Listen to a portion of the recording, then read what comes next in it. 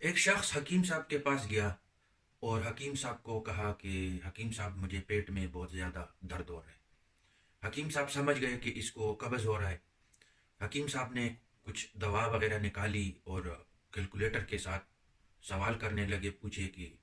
آپ کا گھر یہاں سے کتنا دور ہے؟ مریض نے جواب دیا کہ 2 کلومیٹر۔ حکیم صاحب نے کیلکولیٹر سے حساب کیا اور تھوڑی سی دوائی کم کر کے پھر پوچھا کہ آپ چل کر آئے ہیں یا گاڑی سے؟ مریض نے جواب دیا کہ گاڑی سے آیا ہوں۔ پھر اس نے کچھ حساب کیا کیلکولیٹر پہ، تھوڑی سی دوائی کم کی، پھر پوچھا کہ آپ کا گھر کون سی منزل پہ ہے؟ مریض نے جواب دیا کہ تیسری منزل پہ۔ حکیم صاحب نے پھر کیلکولیٹر استعمال کر کے کچھ تھوڑی سی دوا کم کی اور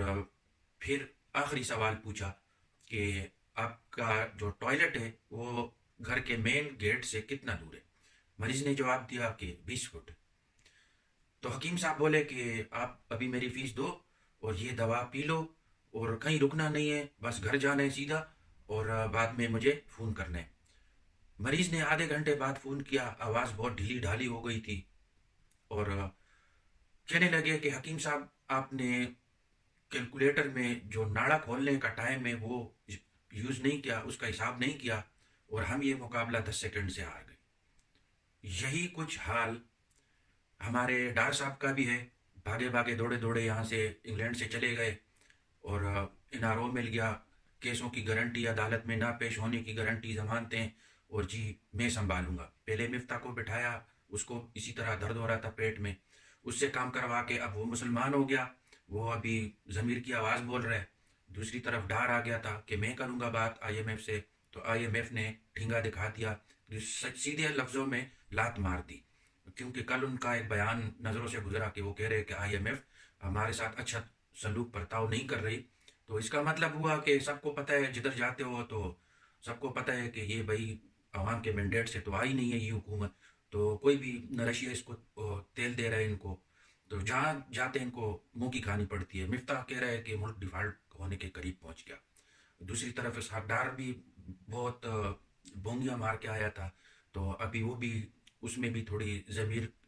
اس کا ضمیر جاگ گیا ہے، تو وہ بھی کہہ رہا ہے کہ بینکوں کے پاس پیسہ نہیں ہے، تو وہ کہہ رہے ہیں کہ $3 ارب کوئی دوست ملک ہمیں دے گا۔ پہلے بھی ان کی حکومت میں ایک دوست ملک نے ان کو دیا تھا، پہلے اس کو یہ بتاتے تھے کہ تحفہ دیا ہے،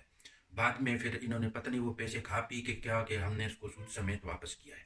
تو اللہ جانے کیا چکر ہے۔ بہرحال یہ اس وقت لگے ہوئے ہیں صرف اپوزیشن کے پیچھے، ایک باب اعظم سواتی، ایک بوڑھے انسان کے پیچھے، اس کو لے تاڑ رہے ہیں، کبھی ادھر کوئی کھینچ رہا ہے، کبھی کوئٹہ پولیس گرفتار کرے، کوئی، تو یہ سب مقدمے پورے پاکستان میں کوئی 20-30 پرچے اس کے اوپر ہوئے ہیں۔ وہ روزانہ عدالتوں کے دروازوں کے سامنے جا جا کے بولتا رہا کہ میرے ساتھ انصاف کیا جائے، کسی نے نہ سنی، اور اس کے جو ابھی حالت ہے تو عوام کے سامنے ہے، اور انشاءاللہ یہ جو دور ہے، یہ جو وقت تو رکتا نہیں ہے، تو انشاءاللہ ان کا انجام ان قریب بہت برا ہونے والا ہے، کیونکہ انہوں نے دیکھ لیا کہ عمران خان اکیلے 15 سیٹوں پہ الیکشن لڑ رہا ہے، 17 سیٹوں پہ جیت بھی رہا ہے، عوام اس کے ساتھ ہے، الیکشن سے بھی بھاگ رہے ہیں، لیکن کتنا بھاگیں گے؟ جتنا یہ دیر کریں گے، یہ خود ان کے جو ہے لبادے اتر رہے ہیں، کسی کے مذہبی لبادے کسی نے پہنے ہوئے ہیں، کسی کے وہ کہتے ہیں نا لباس خضر میں پھرتے ہیں سینکڑوں رہزن یہاں، تو عمران خان کا یہ کچھ بھی نہیں کر سکے، کیونکہ وہ تو عز من تشاء و تذل من تشاء،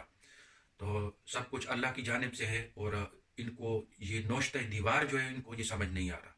بہرحال میں اپنے ملک کے لیے دعا کروں گا کہ ہمارا ملک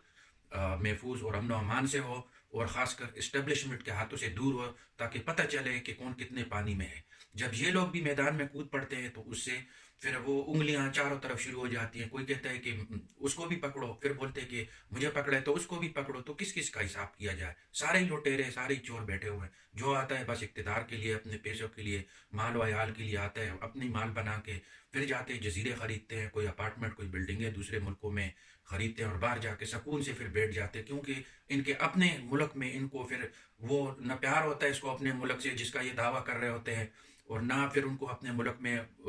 وہ حفاظت میسر ہوتی ہے، پھر یہ بھاگتے ہیں، باہر بھاگتے ہیں، اور باہر جا کے پھر گمنامی اور یہ وہ، کوئی کہتا ہے میں گمنام ہو جاؤں گا، اور کوئی بول رہا ہے کہ میں بدنام ہو جاؤں گا، بدنام ہو جاتے ہیں، گمنام ہو جاتے ہیں۔ بہرحال ملک کا نظام ہے، اللہ پاک چلا رہا ہے، ورنہ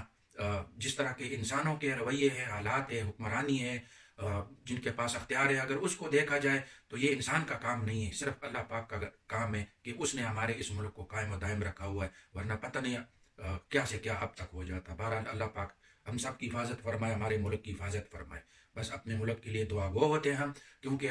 باہر جب انسان پردیس میں اپنے ملک کے یہ حالات اور یہ چیزیں دیکھ رہا ہوتے ہیں تو بہت دکھ ہوتا ہے، کیونکہ باہر کے حالات کچھ اور ہوتے ہیں اور ہمارے ملک کے حالات کچھ اور ہوتے ہیں، تو اس وجہ سے انسان کو تکلیف ہوتی ہے کہ یہ دنیا کیا کر رہی ہے اور ہم لوگ کیا کر رہے ہیں۔ دوستو، آپ کے ٹائم کا بہت بہت شکریہ۔ اللہ پاک آپ سب کو اپنی حفظ و امان میں رکھے۔ السلام علیکم ورحمۃ اللہ وبرکاتہ۔